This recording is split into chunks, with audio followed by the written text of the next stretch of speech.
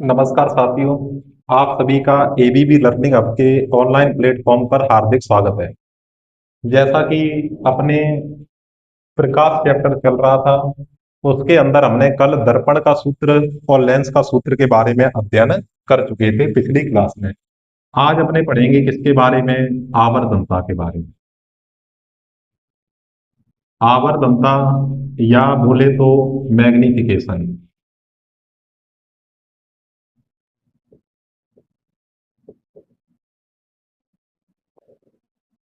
कि इसमें क्या है कि प्रतिबिंब की ऊंचाई और बिंब की ऊंचाई के अनुपात को अपने क्या बोलते हैं? आवर्धनता बोलते हैं।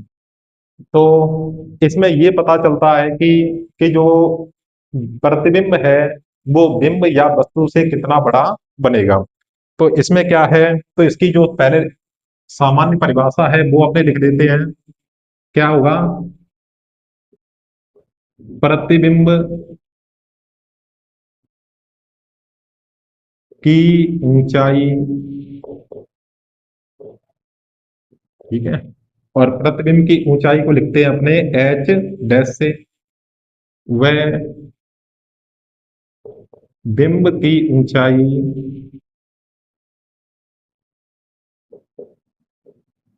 एच के अनुपात को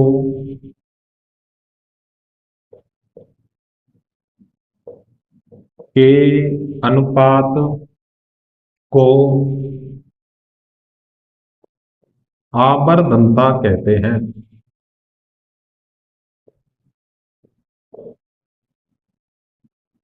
तो आवर्धनता की परिभाषा क्या है? प्रतिबिंब की ऊंचाई और बिंब की ऊंचाई के अनुपात को आवर्धनता कहते हैं। और इसके अपने सूत्र की बात करें तो इसको m के द्वारा लिखा जाता है, और m बराबर में होता है एच डैश बट्टे एच। एच डैश बट्टे एच। इससे ज्ञात होता है, क्या ज्ञात होता है कि प्रतिबिंब बिंब से कितना गुना कितना गुना बनेगा। ठीक है, कितना गुना बड़ा बनेगा।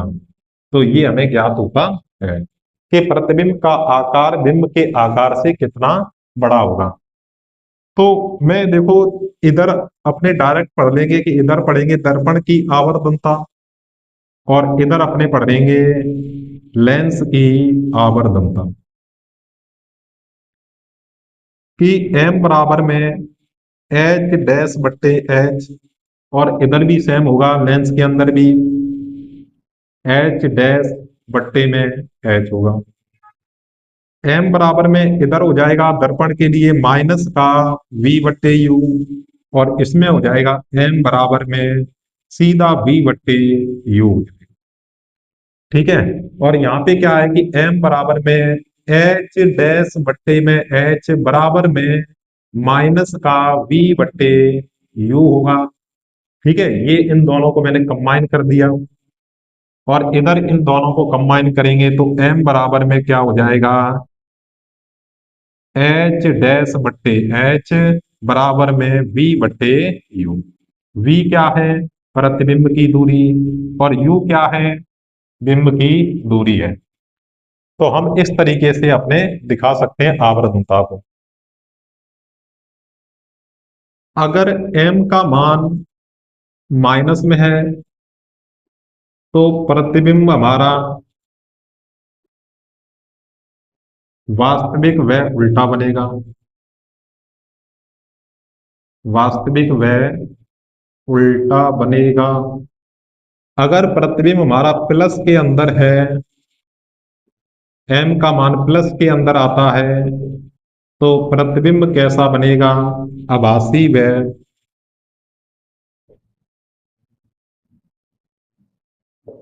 सीधा बनेगा।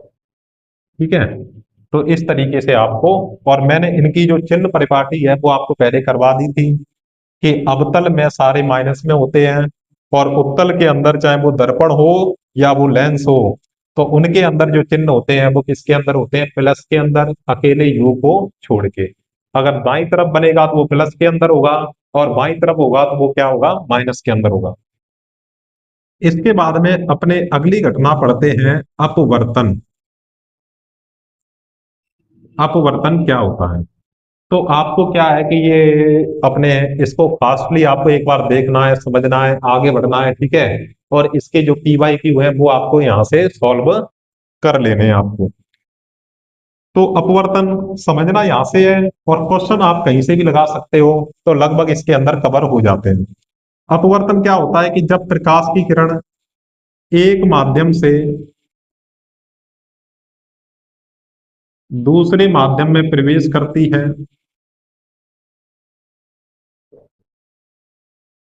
माध्यम में प्रवेश करेगी, तो ये क्या होती है कि अपने पथ से, अपने क्या हो जाती है? पथ से विचलित हो जाती है। तो प्रकाश की इस घटना को अपने क्या बोलते हैं? अपवर्तन बोलते हैं। तो इसमें देखो दो माध्यम होते हैं, एक तो होता है सघन माध्यम। इसमें जो प्रकाश, इसमें जो कण होते हैं वो पास पास होंगे, और इसमें जो वेग होता है, सघन माध्यम में प्रकाश का जो वेग होता है वो कैसा होगा? कम होगा। और एक होता है विरल माध्यम, ठीक है। इसमें इसकी तुलना में कण क्या होते हैं? दूर दूर होते हैं। तो इसमें जो वेग होगा प्रकाश का वो कैसा हो जाएगा? अधिक हो जाएगा। अगर अपने इसके चित्र की बात करें तो चित्र कैसा होगा कि ये कोई माध्यम है दो, एक ऊपर वाला माध्यम हो गया, एक नीचे वाला माध्यम हो गया। इसमें मैंने जल ले लिया, और जल में कण क्या होते हैं? पास पास में होते हैं, ठीक है। तो ये जो माध्यम होगा वो कैसा होगा? सघन। और सघन हमने किसका लिया है? पानी का या जल का माध्यम लिया है। और दूसरा जो विरल माध्यम है, विरल माध्यम हमने किसका लिया है? हवा का। हवा में जो कण कण होते हैं वो क्या होते हैं? दूर दूर होते हैं। तो जैसे ही प्रकाश की किरण एक माध्यम से दूसरे माध्यम में प्रवेश करेगी, तो ये अपने पथ से क्या हो जाएगी? विचलित हो जाएगी। जाना चाहिए था तो इसको ऐसे सीधा, लेकिन जाती कैसे है? ऐसे जा, ठीक है। तो ये अपने पथ से विचलित हो जाती है, तो इस कारण इसको क्या बोलते हैं? अपने अपवर्तन बोलते हैं, या इसको रिफ्लेक्शन बोला जाता है। तो कई बार ये हमसे पूछ लिया जाता है, सघन माध्यम में प्रकाश का वेग कैसा होगा? ज्यादा होगा या कम होगा? तो आपका जो आंसर होगा वो क्या होगा? कम, क्योंकि कण पास पास होते हैं, और विरल माध्यम में क्या होता है? वेग अधिक होता है। अब यहाँ पे अपने क्या पढ़ेंगे कि अपवर्तन के नियम, अपवर्तन के क्या होंगे? नियम। कि देखो आने वाली किरण को अपने इसको तो क्या बोल देंगे? आपतित किरण। सेम जो हमने परावर्तन में बोली थी वही। और टकरा वापस जाने वाली किरण को इसको क्या बोल देंगे? परावर्तित नहीं बोलेंगे, परावर्तित होती तो उसी में जाती, तो इसको बोल देंगे अपने अपवर्तित किरण। अपवर्तित किरण, ठीक है। और ये जो होता है वो अभिलंब होता है, तो इसका पहला नियम बन गया। क्या बना इसका पहला नियम? कि आपतित किरण, अभिलंब और अपवर्तित किरण तीनों एक ही बिंदु पर मिलते हैं, तो ये वाला सही है। और इसके जो आपतन कोण होता है वो कोण आई, और अपवर्तन कोण होता है उसको बोलते हैं कोण आर। उसमें परावर्तन था, इसमें अपवर्तित हो रही है, तो अपवर्तन कोण होगा। तो पहला नियम क्या लिखेंगे अपने? आपतित किरण, कौमा परावर्तित किरण। परावर्तित की जगह हम क्या लिखेंगे? अपवर्तित। अपवर्तित किरण,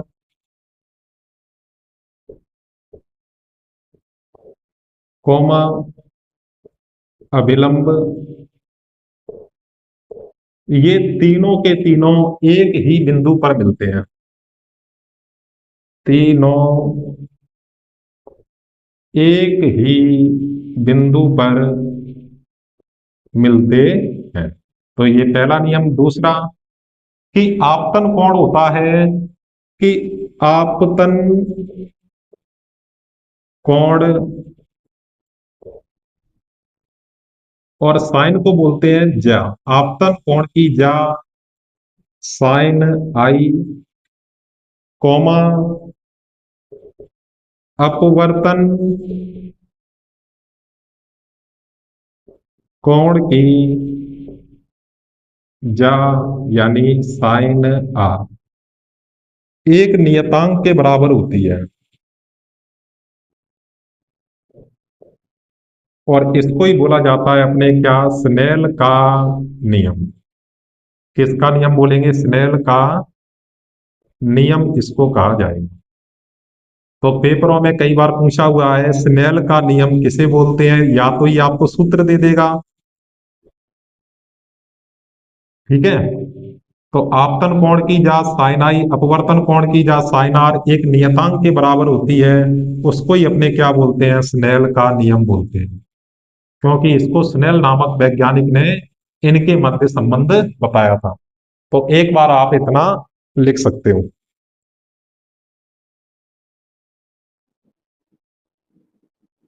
तो आपको ये पता चल गया कि आपतन कोण की जा और अपवर्तन कोण की जा एक नियतांक के बराबर होती है, जिसे अपने क्या बोलते हैं, स्नेल का नियम। एक आपको मिलेगा क्या नाम, निरपेक्ष अपवर्तनांक।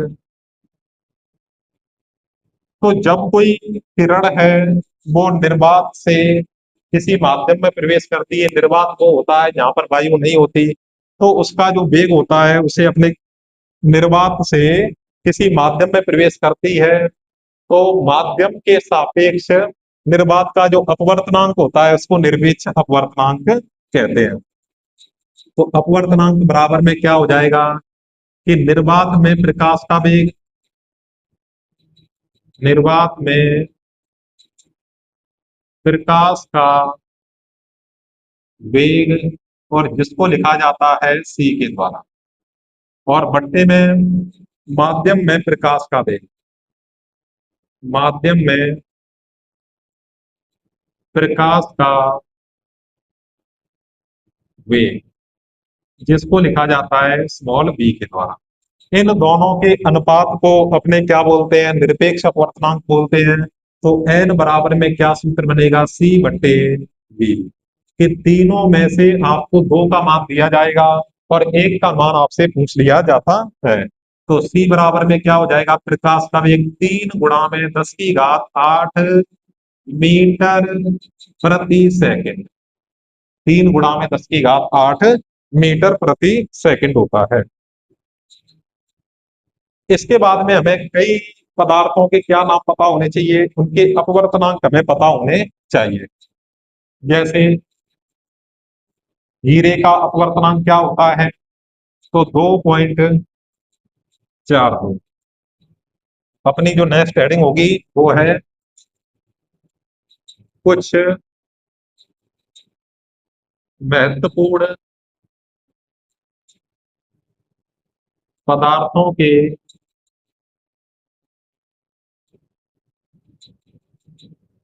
अपवर्तनांक।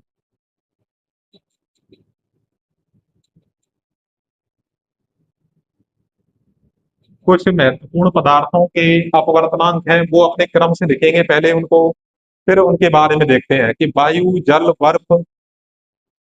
वायु का अपवर्तनांक, जल का अपवर्तनांक और बर्फ का अपवर्तनांक। कि वायु का जो अपवर्तनांक होता है वो 1.003, और जल का होता है वो 1.31, और इसका होता है 1.33। तो ये इनके मुख्य अपवर्तनांक है। एल्कोहल, केरोसिन, एल्कोहल, केरोसिन, और एक होता है क्राउन कांच, इनके जो अपवर्तनांक होते हैं, और एक होगा क्या, हीरा। ठीक है। तो एल्कोहल का अपने होता है 1.36, 1.44, 1.52, और इसका हो जाता है 2.42। कि जिन पदार्थों का, देखो, अपवर्तनांक,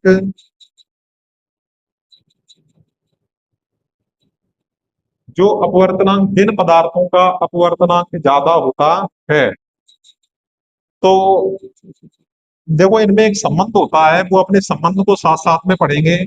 कि जैसे कि जिन पदार्थों का तरंग दैर्ध्य ज्यादा होगा, तरंग दैर्ध्य को अपने क्या लिखते हैं, लैम्डा के द्वारा, उन पदार्थों का वेग क्या होगा, अधिक होगा। लेकिन उनका जो अपवर्तनांक है वो कम होगा। अभी मैं इसके रिलेशन के बारे में आपको बताऊंगा, और इसके समान, और उनका विचलन भी क्या होगा, कम होगा। और जिन पदार्थों का अपवर्तनांक,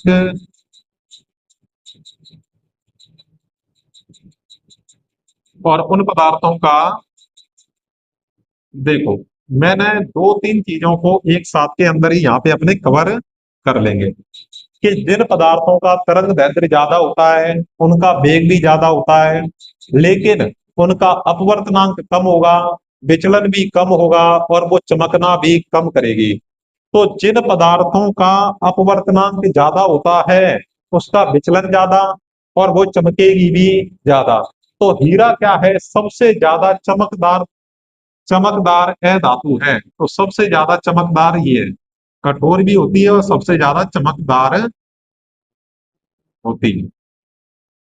क्योंकि हीरे का अपवर्तनांक है, वो क्या होता है कि सभी में से ज्यादा होता है, 2.42 होगा। ठीक है। तो अन्य की अपेक्षा ये ज्यादा चमकदार होगी। कई सारे अपवर्तनांक पूछ ले कि इनमें से चमक किसकी ज्यादा होगी, तो आप बता सकते हो। जैसे मैं बात करूं कि लाल रंग, लाल रंग का क्या होता है कि तरंग दैर्ध्य, तरंग दैर्ध्य क्या होता है, अधिक होता है। तो उसका सर वेग भी क्या होगा, अधिक होगा। लेकिन अपवर्तनांक क्या हो जाएगा, उसका कम होगा। विचलन भी क्या होगा, कम होगा। ठीक है। जो बट्टे में होते हैं वो कम हो जाते हैं, और चमकेगा भी कितना, कम चमकेगा। और इसके लिए खतरे के संकेत है, वो कैसे कलर के बनाए जाते हैं, लाल रंग के बनाए जाते हैं। तो इस चीज को आप विशेष ध्यान रखना, कि जिनका तरंग दैर्ध्य ज्यादा, वेग ज्यादा, अपवर्तनांक कम, विचलन कम, और चमकना भी क्या होगा, कम होगा। तो आप एक बार इतना इसको लिख सकते हो।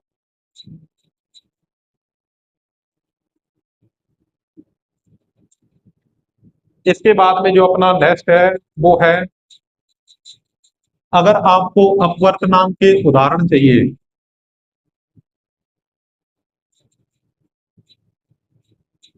अपवर्तनांक, चलो यहाँ पे अपने अपवर्तन के हैं, क्योंकि अपवर्तनांक तो हमने पढ़ लिया।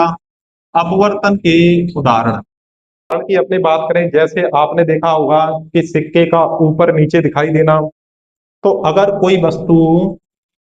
कोई वस्तु ऊपर दिखाई दे या नीचे दिखाई देती है, ठीक है, अगर कोई वस्तु ऊपर नीचे, या कोई वस्तु हमें छोटी या बड़ी दिखाई दे, छोटी या बड़ी दिखाई दे, तो वो सभी उदाहरण किसके होते हैं, अपवर्तन के होते हैं। जैसे उदाहरण में हम बात करें कि पानी में सिक्के का ऊपर उठा हुआ दिखाई देना। ठीक है। यहाँ पे पेंसिल का ऊपर उठा हुआ दिखाई देना।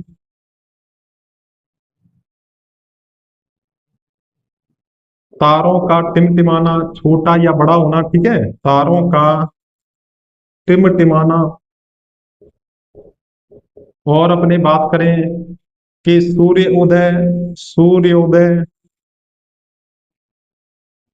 या सूर्योदय के समय सूर्य का बड़ा दिखाई देना, तो ये सारे किसके उदाहरण होते हैं? अपवर्तन के उदाहरण होंगे। अब अपने इसमें पढ़ने वाले हैं किसको, कि पूर्ण आंतरिक परावर्तन किसे कहते हैं।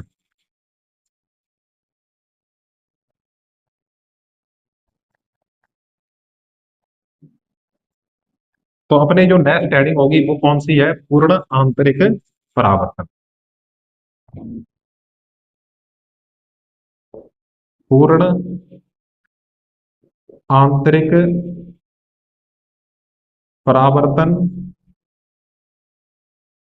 तो इसमें क्या होता है कि जब कोई प्रकाश की किरण सघन माध्यम से, अब प्रकाश की किरण कहां से जाएगी? सघन से। पहले कहां से जा रही थी? विरल से सघन में, अब जाएगी सघन से विरल में जाती है। चलो, तो इस विरल में जाएगी तो प्रकाश का वेग क्या होगा? अधिक होगा। ठीक है, तो ये अविलंब से क्या हट जाएगी? दूर हट जाती है। तो ये वाली अपने मानेंगे अब की बार कौन सी? आपतित किरण। और ये माध्यम कौन सा होगा? सघन। और ये वाला क्या होगा? विरल। और ये जो किरण होगी वो होगी अपवर्तित। जब प्रकाश की किरण कहां से, देखो, पूर्ण आंतरिक परावर्तन में प्रकाश की किरण कहां से कहां तक जाएगी? हम कहेंगे सघन माध्यम से विरल माध्यम में जाती है। अब ये पूर्ण आंतरिक परावर्तन कब होता है? जब आपतित, देखो यहाँ पे जो आपतित किरण है जो कोण बनाएगी वो आपतन कोण होगा। कि जब आपतन कोण यानी कोण आई का मान क्रांतिक कोण से, क्रांतिक कोण, अब ये क्रांतिक कोण में कितना मान होता है? 90 डिग्री से ज्यादा हो, तो प्रकाश की किरण है, प्रकाश की किरण सघन माध्यम से वापिस सघन माध्यम में लौट आती है। तो इस घटना को अपने क्या बोलते हैं? इस घटना को पूर्ण आंतरिक परावर्तन बोलते हैं। कि ये तो इसका जब 90 डिग्री हो जाएगा, ये तो हो जाएगा इसका क्रांतिक कोण पूरा 90 डिग्री, और इससे भी ज्यादा हो जाएगी, तो ये वापस इसी माध्यम में लौट आए, तो ये क्या होगा? पूर्ण आंतरिक परावर्तन होगा। जैसे इसके उदाहरण में देखें कि मृग मरीचिका, कि मृग मरीचिका में हमने क्या देखा है कि गर्मियों के दिनों में रेगिस्तान के अंदर दूर सड़कों पर देखते हैं तो उन्हें पानी नजर आता है, लेकिन जब वो पास में जाते हैं तो वहां पे क्या होता है? सूखा होता है, वहां पे किसी प्रकार का पानी नहीं होता। तो मृग मरीचिका भी किसका उदाहरण है? पूर्ण आंतरिक परावर्तन का। और इसमें जो प्रकाशिक तंतु होते हैं वो भी पूर्ण आंतरिक परावर्तन पे कार्य करते हैं। कि जैसे डॉक्टर है, डॉक्टर शरीर के आंतरिक भागों को देखने के लिए इसी घटना का प्रयोग करते हैं। वो एक उनके पास में आंतरिक भागों को, ठीक है, उनके पास में एक बायोप्सी होती है, वो मुख के द्वारा क्या करते हैं कि अपने जो पाचन तंत्र होता है, जो ग्रास नली होती है, उसमें डालकर वहां के दृश्यों को देखने में इसका प्रयोग किया जाता है। इसके बाद में जो अगला जो नेक्स्ट टॉपिक होगा वो अपना कौन सा है? वर्ण विक्षेपण। वर्ण विक्षेपण, कि जब सूर्य के प्रकाश को, तो मैंने यहां पे क्या बना दिया? एक बना दिया प्रिज्म। कि जब सूर्य के प्रकाश को एक प्रिज्म में से गुजारा जाता है तो प्रिज्म सूर्य के प्रकाश को 7 रंगों में बांट देता है। तो प्रकाश की इस घटना को अपने क्या बोलते हैं? वर्ण विक्षेपण बोलते हैं। तो नीचे की तरफ जो रंग होता है वो बैंगनी होता है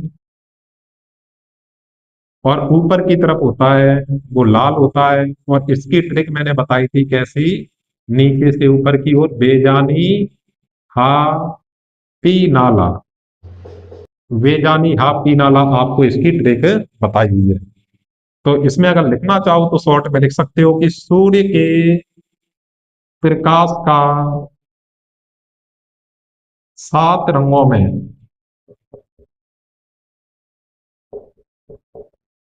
में बांटना। कौन बांटता है? प्रिज्म, प्रिज्म बांटता है। और ये हमारा क्या होगा? प्रिज्म होगा त्रिभुज के आकार में। बांटना क्या कहलाता है? वर्ण विक्षेपण कहलाता है। देखो, सूर्य के प्रकाश में 7 रंग होते हैं, न कि प्रिज्म के अंदर। प्रिज्म तो सिर्फ उनको बांटने का काम करता है। जो 7 रंगों की पट्टी प्राप्त होती है, उस पट्टी को अपने क्या बोलते हैं? स्पेक्ट्रम बोलते हैं। आपने देखा होगा कि इंद्रधनुष बनता है, इंद्रधनुष, उसमें भी यही 7 रंग होते हैं। तब जो सूर्य का प्रकाश है वो वर्षा की या जल की वर्षा या जल की बूंद में प्रवेश करता है। तो इसमें जो फर्स्ट इंद्रधनुष बनता है, उनके अंदर 2 प्रकार की घटनाएं होती हैं। कौन कौन सी? कि उसमें एक बार तो क्या होगा? परावर्तन। और 2 बार क्या होता है? अपवर्तन होता है। अगर अपने सेकंड इंद्रधनुष माने तो सेकंड इंद्रधनुष जो बनता है उसमें 2 बार तो क्या होता है? परावर्तन। और 2 बार ही क्या होता है? अपवर्तन होता है। तो ये अपने क्या हो गया? इंद्रधनुष जल की बूंद के अंदर के सर कैसे प्रवेश करेगी? इसी प्रकार से जल की बूंद है, यहाँ पे प्रकाश आया, सूर्य का प्रकाश, तो वो यहाँ से टकरा कर पुनः इस तरीके से लौट जाता है और यहाँ पे 7 रंगों की एक पट्टिका प्राप्त होती है। ठीक है। तो एक से दूसरे में जाएगा तो यहाँ पे क्या हो गया? अपवर्तन, ये भी अपवर्तन, और यहाँ पे क्या है? परावर्तन है। तो इसके बाद में अपने पढ़ेंगे कल की क्लास में। तो इतनी क्लास का आपको रिवीजन करना है। ये क्लास आपको कैसी लगी वो आप कमेंट में बता सकते हो। अगर वीडियो पसंद आई हो तो वीडियो को लाइक करें, अपने दोस्तों को शेयर करें, और अपने यूट्यूब चैनल से आप नए हो तो एबीबी लर्निंग हब के यूट्यूब चैनल को आप सब्सक्राइब करें, ताकि आने वाले वीडियो के नोटिफिकेशन आपको प्राप्त होते रहे।